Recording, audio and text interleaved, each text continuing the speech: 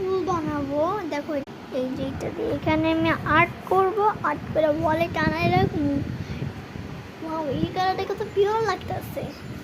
আমি বেশি সময় নষ্ট করবো না, এর জন্য আমি আরও জল স্লোতে দেবো যেন তাড়াতাড়ি হয়। তাহলে আমি এটা 2 ঘন্টা দিয়ে দিচ্ছি। এখন আমার এটা আঁকতে হবে যে পুতুলটা কেমন। এই দেখুন পুতুলটা আপনারা দেখতে পাচ্ছেন না, এই যেটা এমনি যাই, এটা এমনি আমি একটা মাথাটা দেখাই, কারণ এটা আমি সার্কেল দিয়ে আপনাদের দেখাতে। তাহলে এখন আমাদের এটা চুল রং করতে হবে। এই দেখো কিরকম চুল হয়েছে। এটা আমার মনে হয় পার্ট 2 বানানো লাগবে, কারণ এটা অনেক বড়, এটা অনেক কিছু করা লাগবে। তাহলে